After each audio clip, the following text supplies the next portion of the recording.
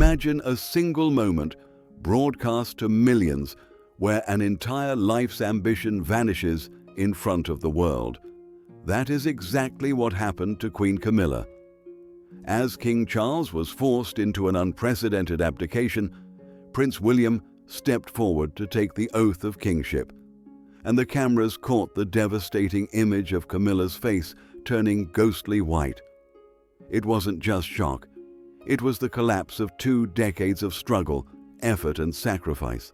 For years, Camilla fought to be accepted.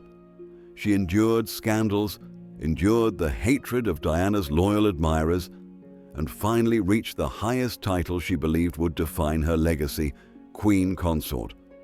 Yet, within a single day, the crown slipped away, replaced by the haunting realization that she might never have escaped the shadow of Diana at all. Because when William rose, the world did not just see a new king. They saw Diana's son. They saw Catherine, stepping gracefully into the role of queen, embodying everything Camilla had worked her entire life to prove. Stay with us as we uncover the untold psychology behind this shocking transition. And if you love discovering the hidden truths of royal history, consider subscribing for more stories like this.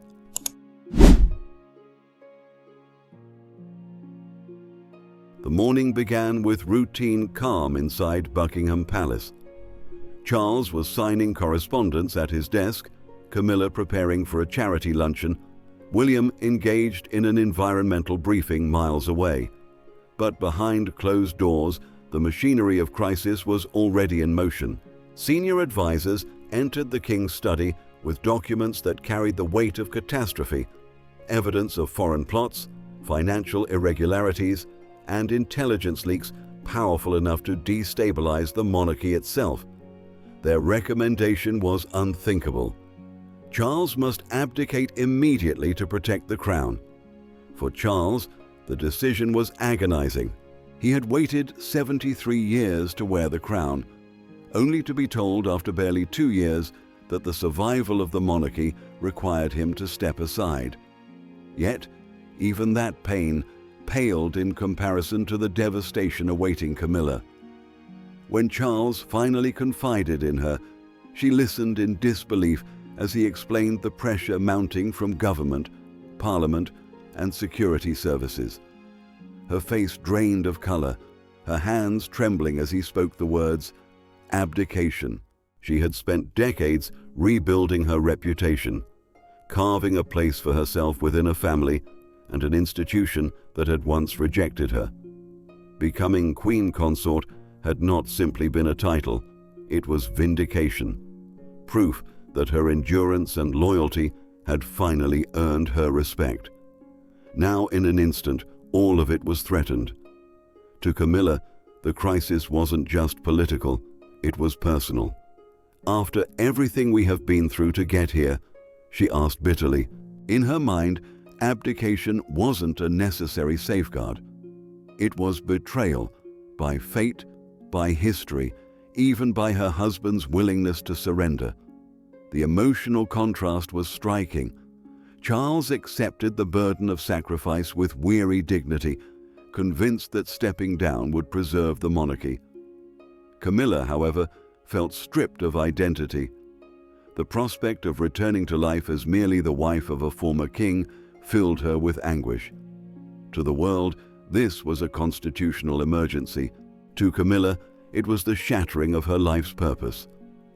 As palace staff prepared for an emergency succession, Camilla stood alone at a window overlooking the gardens. Outside, the October sun lit the grounds with serene indifference, a cruel reminder that history was moving forward while her hard-won place in it was slipping away.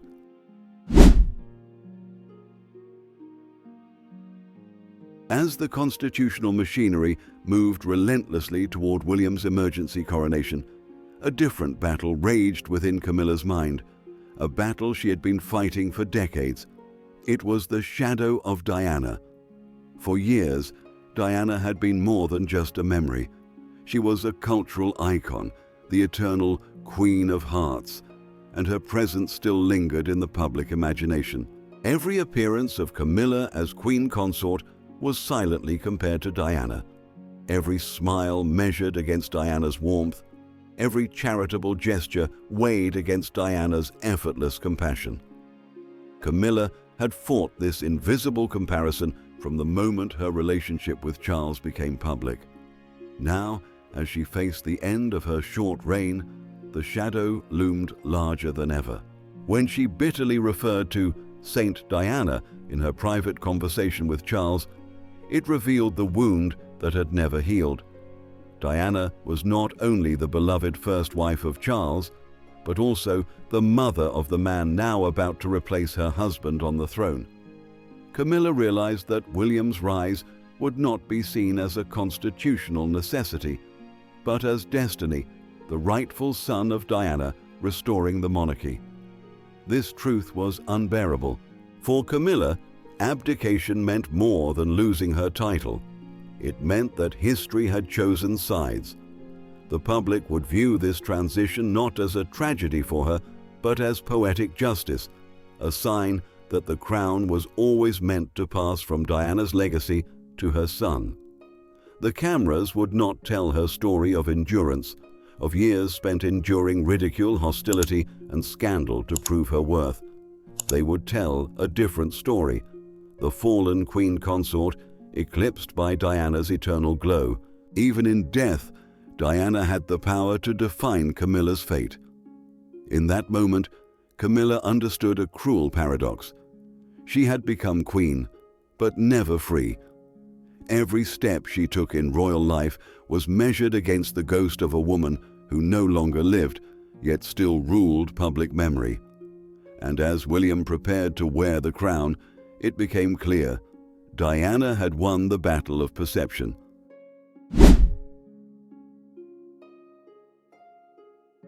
While Camilla struggled with the unbearable weight of Diana's shadow, another figure was quietly stepping into the very role she feared losing: Catherine, Princess of Wales.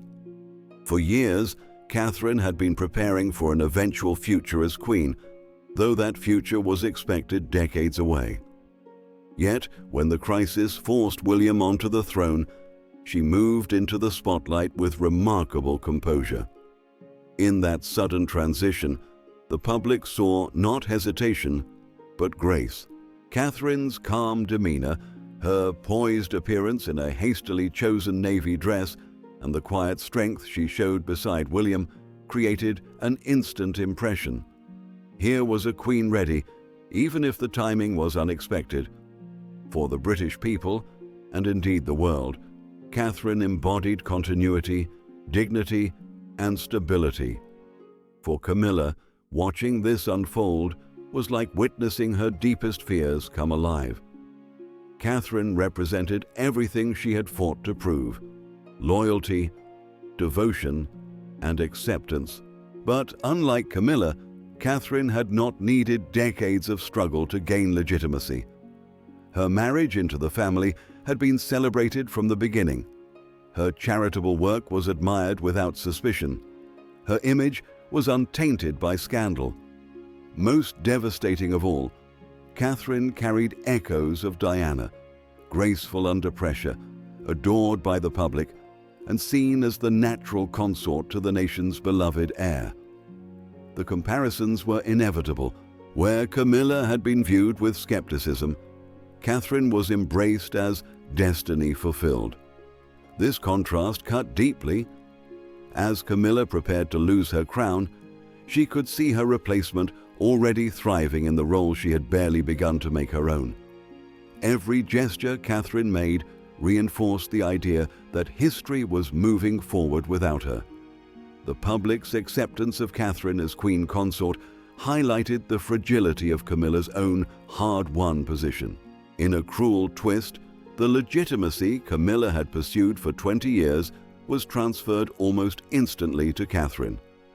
The very validation Camilla believed she had secured was erased in a single day, replaced by Catherine's seamless ascension. And with Catherine embodying the spirit of Diana in the eyes of the people, Camilla's role in history seemed destined to shrink even further.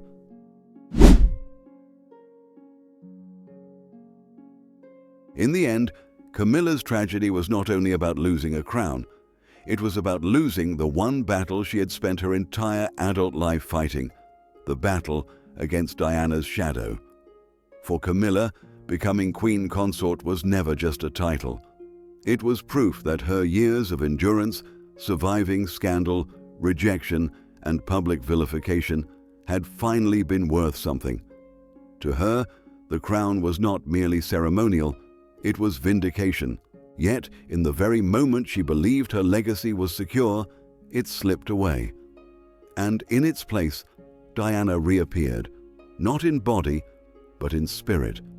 William's rise was framed as destiny fulfilled, the son of Diana taking the throne with the grace and trust his mother had always inspired.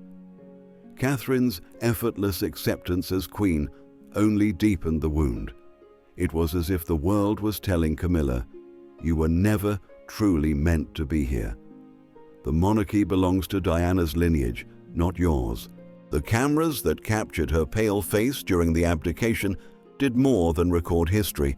They exposed the raw truth of her psychology. In that one instant, millions saw not just shock, but the crushing realization of a woman who had fought for decades, only to learn she could never escape the ghost that defined her life. Some shadows are too vast to outrun. For Camilla, Diana's presence was not just a memory. It was the force that decided her rise, her fall, and her place in history. The emergency coronation of King William V will be remembered as one of the most dramatic royal transitions in modern history. But beyond the constitutional crisis and political necessity, it was the human story that captured the world. The silent devastation etched across Camilla's face. For Charles, abdication was an act of sacrifice, choosing the crown's survival over his own reign. For William and Catherine, it was an unexpected ascension, forcing them into the spotlight years ahead of schedule. Yet for Camilla, it was something far more personal. It was the loss of purpose, identity, and the vindication she had worked toward for 20 years. Her reign lasted barely 2 years, and in that single afternoon, she discovered that history remembers not effort, but symbols. Diana had been the Queen of Hearts, and her son now reigned with Catherine beside him. Camilla was left with nothing but the role of a footnote, the woman who tried to escape the shadow and instead was consumed by it. The truth is harsh. Thrones can fall, crowns can vanish, and legacies can be rewritten in the blink of an eye. Camilla's downfall is not only a royal scandal, it is a reminder of how fragile power and acceptance truly are. But what do you think? Was Camilla ever truly accepted as queen, or was she always destined to be overshadowed by Diana's memory? Share your thoughts below, and if you want more untold stories of royal psychology and power, don't forget to subscribe. Thank you for watching, and I'll see you in the next video.